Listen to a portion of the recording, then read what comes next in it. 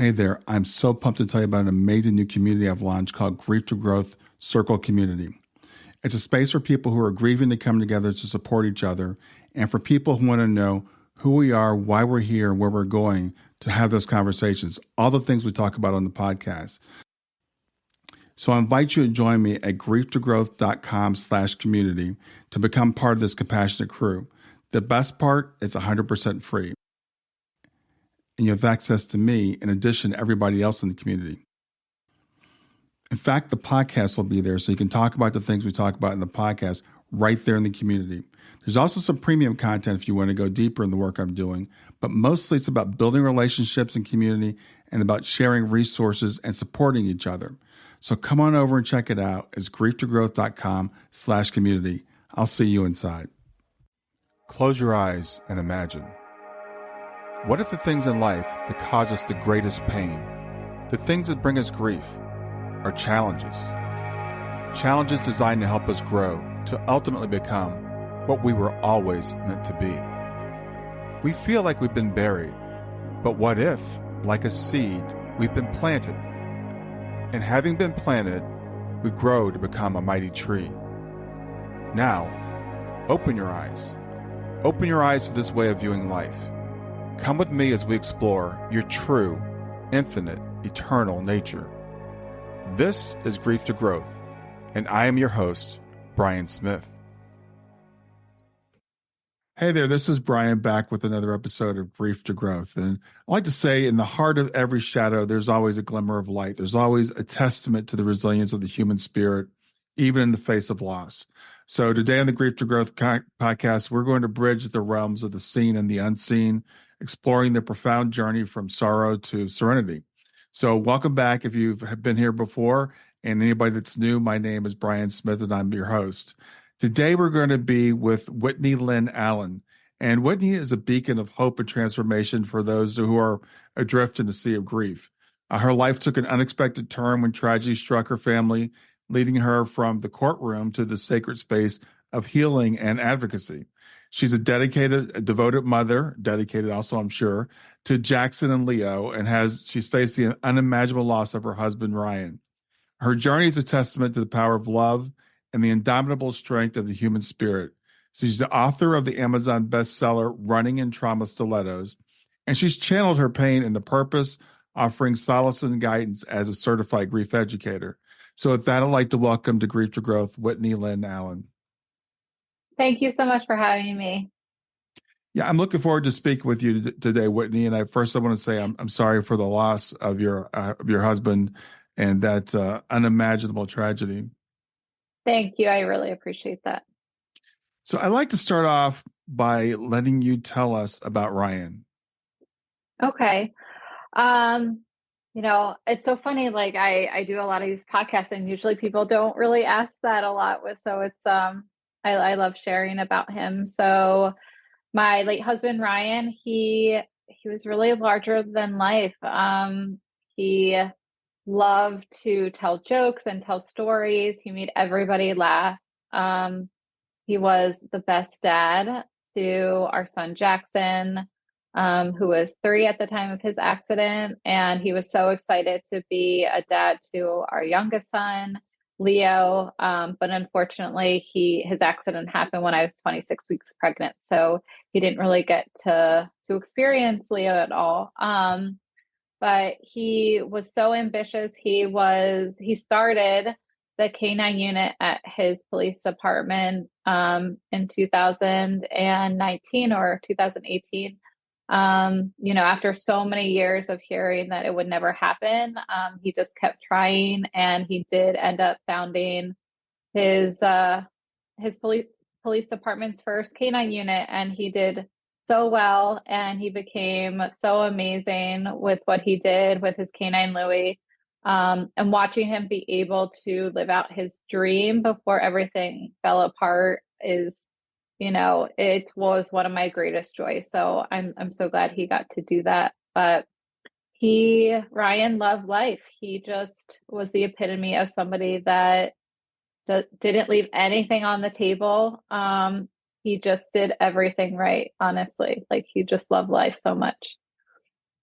Yeah, well, thanks for sharing him with us. And I know he passed in 2022. Is that right?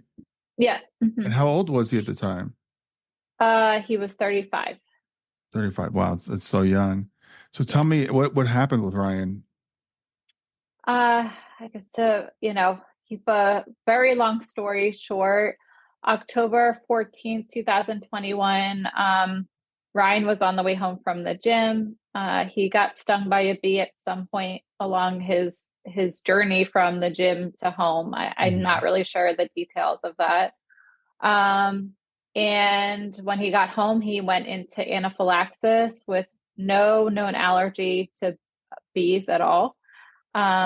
He actually even had been stung many times before, and he had such a severe reaction that it caused his heart to stop, which then caused an anoxic brain injury, which happens when somebody is deprived of oxygen to their brain for an extended period of time. Yeah. Well, I'm sorry. That sounds, it's just, again, it's almost unimaginable to think that, this healthy young person with no known allergies, to have that sudden transition. So, I don't even know what to ask you next. What was it? When did you determine, or when did you realize that you weren't going to be able to bring him home? So after his accident, so I mean, honestly, it was kind of a miracle he even was able to be revived. Hmm. Um, so that kind of started the clock on, he was in the ICU for more than 2 months, at a neuro ICU in Philadelphia. And he was in a coma and then transitioned into like a vegetative state. But he was able to wean off the ventilator, which was another miracle. And then he was in and out of rehab and hospitals and the ER over like a 5 month, 6 month period. And there became a time, which is like 2 years now, like in February of 2022, where his doctors basically told us that there was no chance of any meaningful recovery, just looking at his imaging of his brain. So at that point, we had to make a decision whether we wanted to bring Ryan home, on like full care, admit him to a nursing home, or put him on hospice or palliative care. Um, and honestly, there, unfortunately, like to me, I felt like there was only one reasonable option that I feel like really honored who Ryan was. Um, and that was to like allow him to pass and not be, kind of trapped in his body because he really couldn't do anything. Hmm. Um, so myself, my mother-in-law, my sister-in-law, we all decided together that the best thing for Ryan was to place him on hospice. What that looks like for somebody with a brain injury is that you withdraw all life-sustaining care. So, um, you take away hydration and feeding that he had. He had a feeding tube, and we let him pass naturally. And so he died on April 7th, 2022. At your age, and how long had you guys been married at that time? We had just celebrated 2 days before his accident, our 8 year wedding anniversary. We were together 10 years. 10 years. I would imagine that you hadn't discussed anything like, you know, palliative care or, power of attorneys or, that kind of stuff at that age. So how making those decisions sounds like your family and his mother were involved and helped you with that. Yeah, I mean, we honestly didn't have those conversations. Like I wish now I would have pushed us to have those conversations. I think when you're young and you're in the prime of your life, you don't want to think about those things. Right. He was a police officer, so he always in the back of his mind, like he always understood like he may not come home. But we just didn't we talked about that, but didn't talk about like what if I survive, but I'm not able to make decisions for myself. So that was something that I had to deal with, unfortunately. And I had to make those decisions based on what I thought was right for Ryan at the time. Yeah. So making those decisions, a lot of times when we lose someone in any event, in any way, there's guilt that comes along with that. There's regret or remorse. Have you experienced any of that? Um, I work with clients now as a grief educator, grief coach, and Hmm. that's something that a lot of my clients deal with. Yeah. I felt like I didn't have a lot of guilt, fortunately, because I just knew Ryan so well and I knew what he would want and wouldn't want. I almost felt more guilt for like not letting him pass like in the ICU because we did have the decision like to take him off of life support when he was there. And I feel like it would have enabled him not to suffer as much as he did with the hospitals and everything. But again, I made the best decision with the information I had at the time, and Sure. I've moved past, the stage where I carry guilt because I did the best I could. Yeah. And the reason I asked you that question is because, and I'm sure you've done this work with clients as you kind of alluded to, almost every client I've worked with has some sort of guilt, and it doesn't matter how our loved ones pass. Yeah, So if we decide, for example, if you'd said, okay, they're very early on, we're going to let them go now, then there could be guilt about like I shouldn't have let them go that soon. yeah, We should have fought harder. But if you keep the person around longer, then you feel guilty that you made them suffer. So I yeah, just like to let people that are listening know these are the types of things we have to work through we're faced with these types of decisions. yeah, absolutely. And you're right. If I hadn't seen like played it out to see if he would have recovered, I would have, felt guilty for kind of quote unquote throwing in the towel like too soon. So, I think like 6 months and we were told he wouldn't recover. Like I knew at that time, like we had done everything we could. Yeah, yeah. Oh, I'm sure you did, and Yeah. as you said, we do the best we can with what we know at the time. Yeah. So Hmm. that's something that as a grief educators we have to help our clients sometimes get to that point where they understand that. Yeah, exactly. So at the time when Ryan passed, I assume you weren't a grief educator at that point. No, no, not at all. So what were you doing at that time?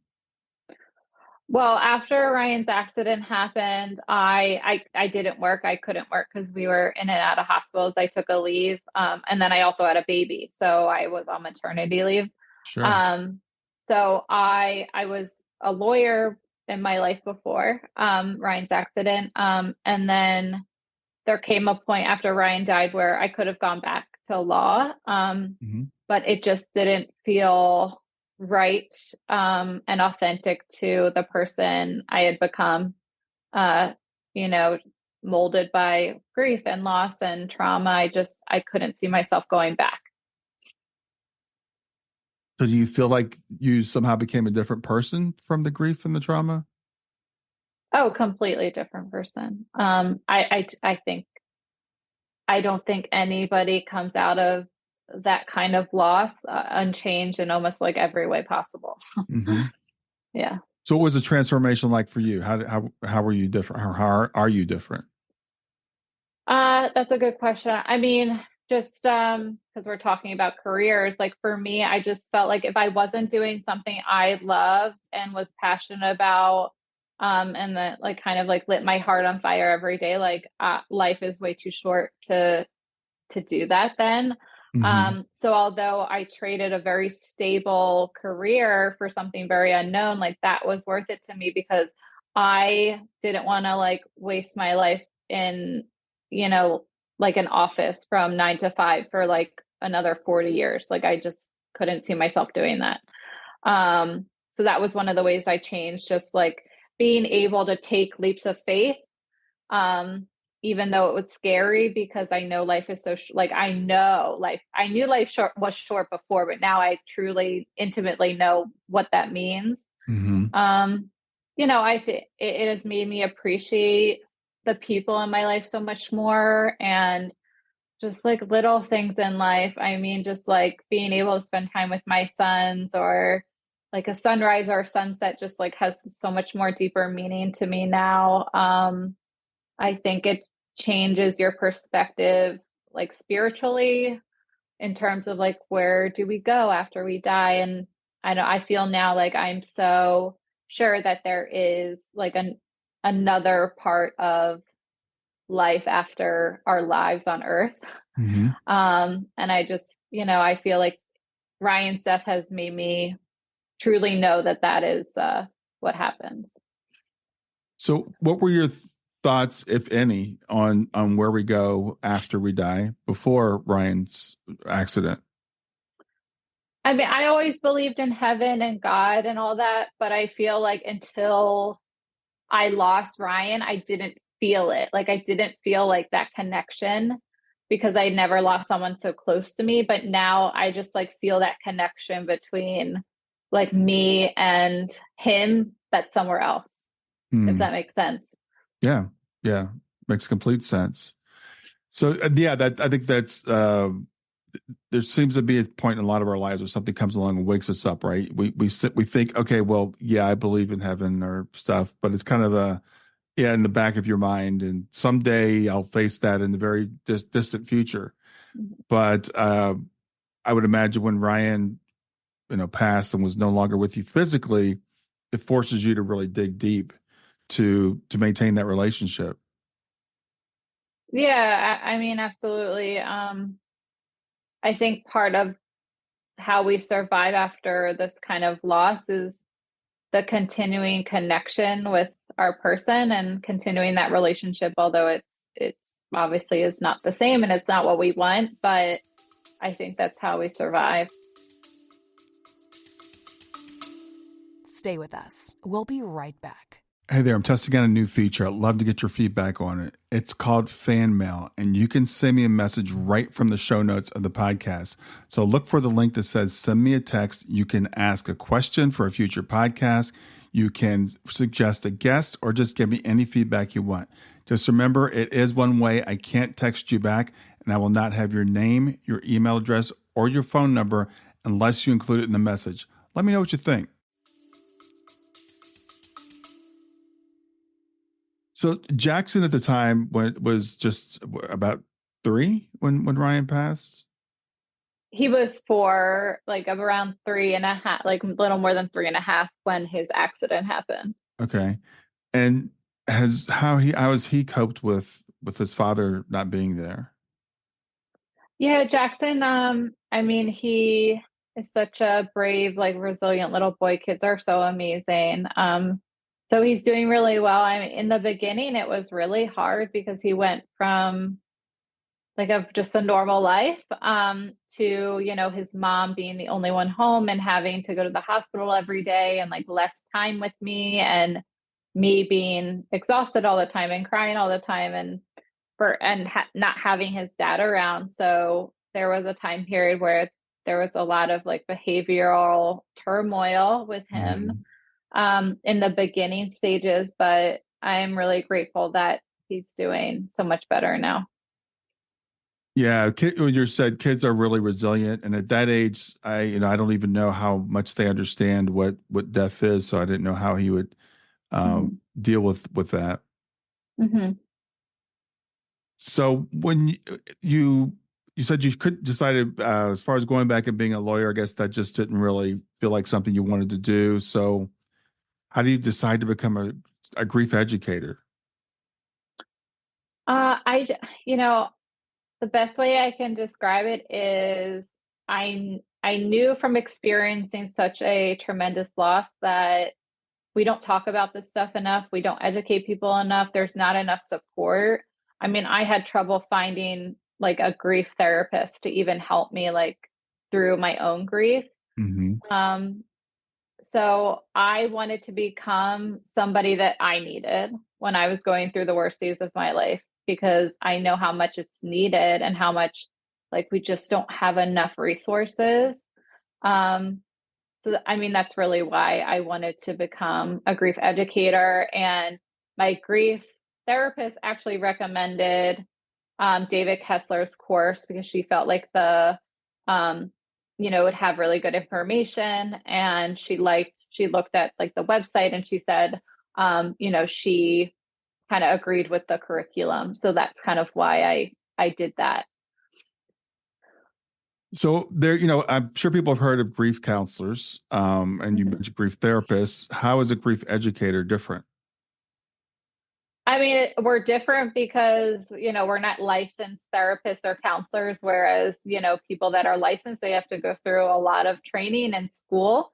Um, you know, a grief coach, all I do is work with people in grief, whereas like a therapist or a counselor works with people who are going through a lot of different life transitions and, difficulties or struggles.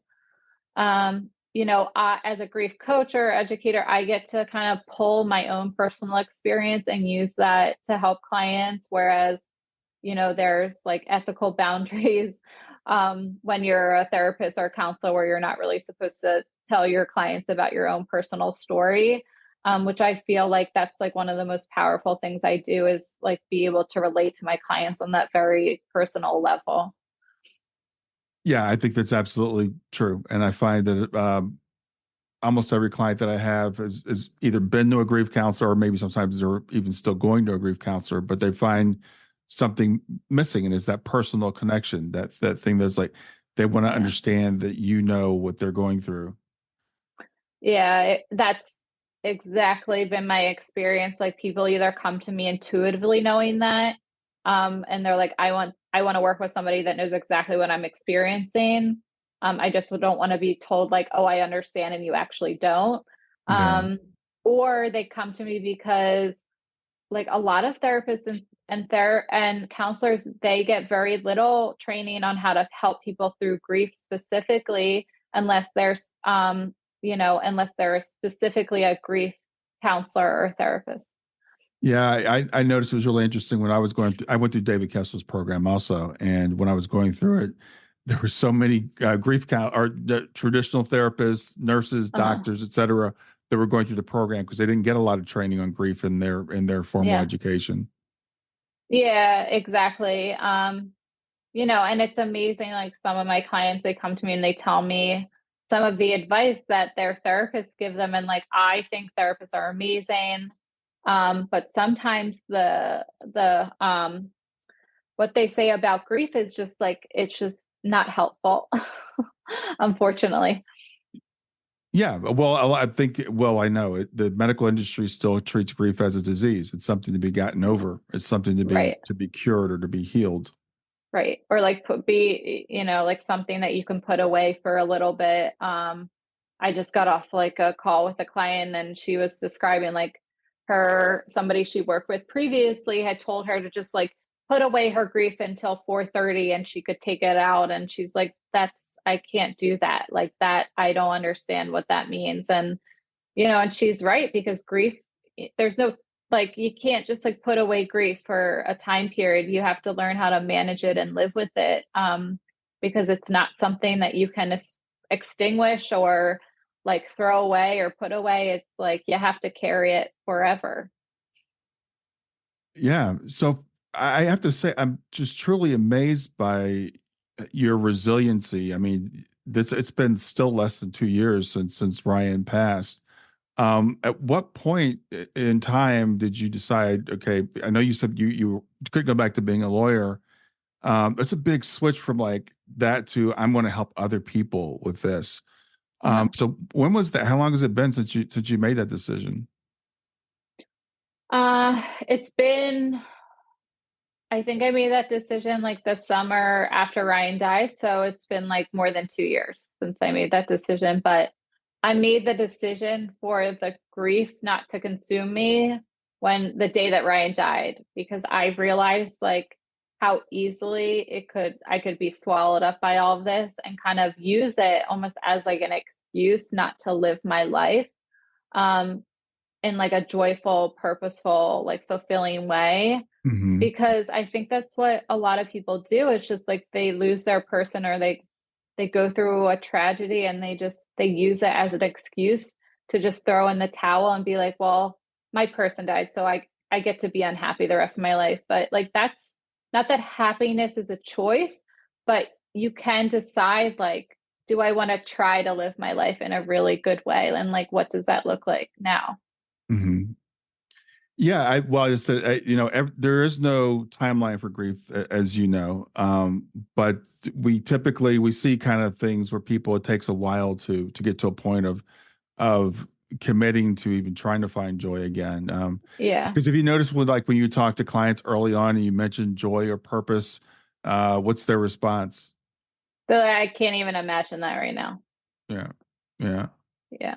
And I say that's reasonable, but like, do you have hope? Like, because the clients that I can't help are the people that come to me and they're like, I'm miserable. I have no hope for the future. Like, you know, I don't want to try. And, the people that just like have no hope or like can't even, and I'm not even asking them to imagine their future because that's impossible, but like, hmm, do you just have like an inkling of hope? Like, yeah, that's all I look for. right. And I know that if they have some sort of hope, then like I'm able to help them. But you have to want to help yourself. Like, I can't do that for people. Yeah, I think that's a really good point. I've been fortunate. I've only had one prospect, I would say, not a client, who was like that. And this person, they would call me, they would email me, and all they wanted to do was talk about the way that their husband had passed. And they were like, he was in the hospital, and they said they had been, they killed him, and and Yeah. you could just tell this person had no hope, and Yeah. wouldn't even listen. They were just talking the whole time. So there are those people that, as you said, we can't help. We'd like to help, but we can't. You have to be able to do something for yourself. Yeah. Exactly. And it just might, that might take a little bit for them to get there. It could be like they reach rock bottom and they know, like, I could stay on this path or I could try to find the light, even if I don't know what that looks like right now. But, I think people take a different amount of time to get there. Yeah. Tell me about your book. First of all, tell me about the title of your book. Yeah. So my book, my first book, Running in Trauma Stilettos, the title came to me because I just had this imagery of, because I was in the hospitals all the time with Ryan, like running through the corridors in stilettos, because that just seems super uncomfortable and just like, it just seemed like an impossible thing to do, which is like how I felt like I was living during that Mhm. time. So I just felt like that was a powerful image. So that's kind of where the title came from. And tell me about the book itself. Yeah, so the book itself is really, it chronicles what happened, like Ryan's accident. Oh, sorry, I'm gonna have to switch out of my earpods. Can you hear me? Okay. So it chronicles after Ryan's accident, and then up until the time of his death, the kind of everything that happens in between. And then also, our life in the before and our love story. And, and at the end, I start having like seeing that hope and seeing the light, even though I don't know what my life is going to look like. It's just, me just having hope that I do have a future after this tremendous loss. Stay with us. We'll be right back. Hi there. I'm really excited to tell you about my latest ebook. It's 4 lessons that you can learn from the near-death experience without going through all the trouble of dying to learn them. I've been studying NDEs for several years now. I am completely convinced that not only are they 100% real, but that there's some very universal wisdom that we can get from the near-death experience.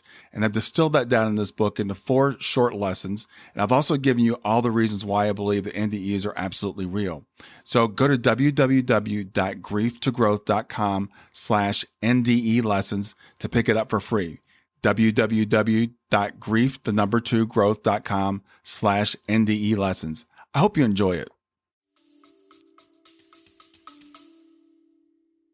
Yeah, I think that was we talked about earlier. That's a really important thing is having that hope, and that's one thing that your story does or can do for people that are early in that phase. We talked about. I was just talking with someone this morning whose son passed away in December, and we're recording this in February, so it's been like 8 weeks, Uh-huh. and this person was asking me like, so when does it get better? 'Cause I was telling him it gets better. Where it's like, well, when does it get better?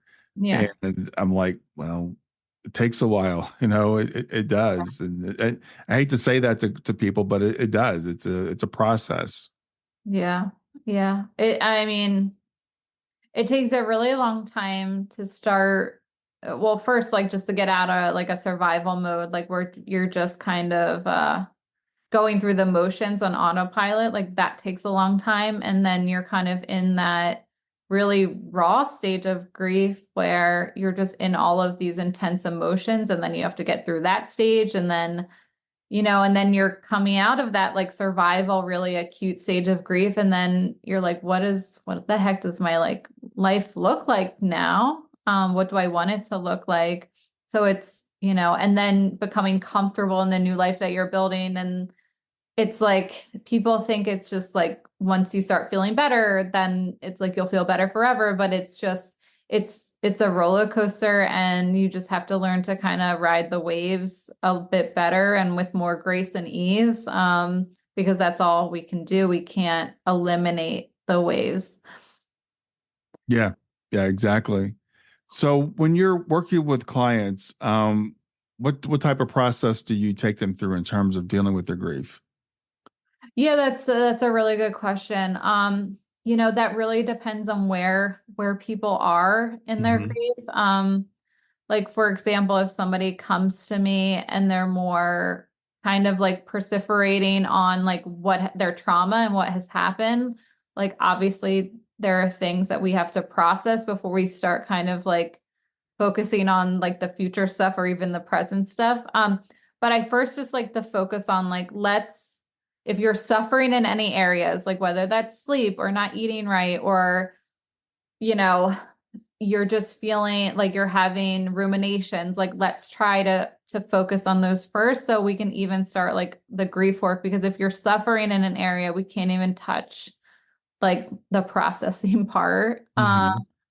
And so it's like it's really so individual based on the needs of each client. So I know you've turned your pain into purpose. Have you had any clients examples where they've been able to turn around and taken their grief and turned it into something? Oh yeah, so many of my clients that I work with, and it's like purpose can look different for everybody. I mean, I have some clients where they find purpose, they lose their husband more. I'm like, they were just about to retire, so they find their purpose in like their grandkids and what that looks like, or their children or their grown kids, or Hmm. the younger widows that I work with, like they find purpose in other things. Like they might start helping other young widows in their community, or they feel like maybe the job that they have right now isn't something they want to do forever, so they start exploring their options. So again, it's so individual, but I think, purpose looks different on everyone. Yeah, yeah, absolutely. And people, as you just kind of said, are in different phases of their life and different things, but it's just finding whatever it is that works for you, I guess, to look forward to. Yeah, exactly. It takes a while to figure out, what life looks like without your person. And that takes a lot of experimenting. It takes a lot of discomfort. It takes a lot of pushing yourself outside, your comfort zone, because even within grief, I mean, grief becomes comfortable at a point, like the pain of it or even the guilt of it, because it keeps you from moving forward, which is scarier sometimes than like the known grief that you're feeling. Yeah, that's a good point. Yeah, Yeah. a lot of times I've heard people when they start to I hate the word heal because grief is not a disease, but when they start to get to that point where they're feeling a little bit better, they're not feeling the pain as intensely, then Yeah. the guilt will set in, or the fear of, okay, I can't give this up because it's become so comfortable to me. Yeah, it does. I think there are emotions and energy that we hold that, it serves a purpose for different seasons of our grief. But then we also have to learn to let go as we're moving forward because we can't take those with us. Yeah. So you mentioned earlier that you said I know that we go on, after we pass. So where does your knowing come from? How do you know? I think it's more of like a gut feeling and intuition, like being able to like feel a presence that really isn't like I can't see it, but I can feel it. I mean, and isn't that just like what hope is? And like it's just even without any evidence, it's like we feel something. Mhm. So it's just a knowing without being able to see it or even understand, but feeling it. And I believe that our loved ones can send us signs from wherever they are. And there are just some things that like have happened that I just can't explain. And I can only explain it through the fact that, there's something out there that I can't understand right now. Hmm. So you've had some signs from Ryan? Oh, so many. Yeah. I mean, I think when we're open to these things, they come to us a little bit easier. Um, his sign like that he shows me is like rainbows or ones like angel numbers. And I mean, I have seen like the most magnificent rainbows since he died. I mean, I have never seen anything like it. Or just like colors in the sky that have no explanation, like they're not rainbows, but they're just colors, which I've Hmm. never seen in my entire life before he passed away. And so I don't know. I mean, maybe it's just coincidence. I don't know if I even believe in coincidences anymore. I don't believe in coincidences anymore. I know but we call them synchronicities, right? They're things that are timed up that would have no reasonable explanation. And I've had crazy synchronicities, so I don't use the word coincidence anymore. Yeah, I resonate with that. So going forward with your kids, I'm wondering, um, how do you talk to them about Ryan, or what is that? How do you maintain the relationship?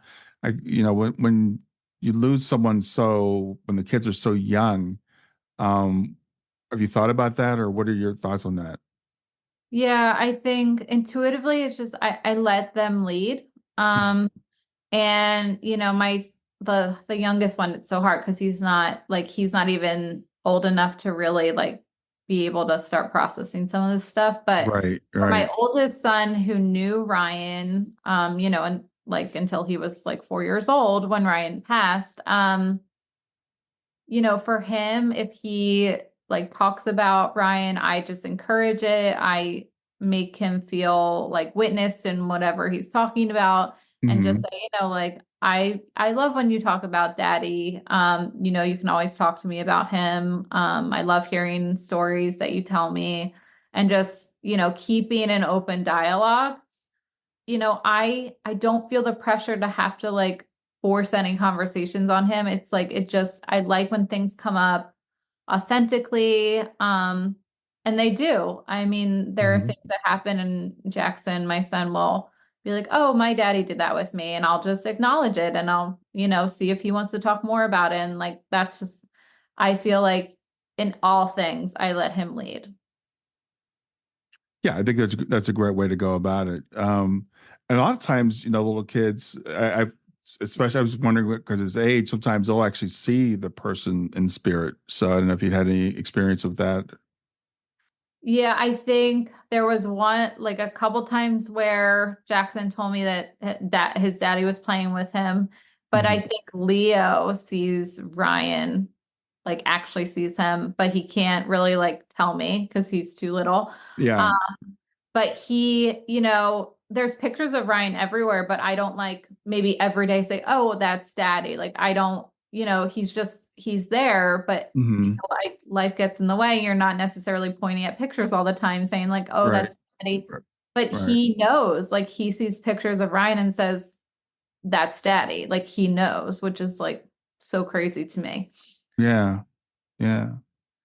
So, as far as being a grief educator, this seems like something you think you want to do, or obviously you're feeling like you're feeling that this is your purpose now, I guess.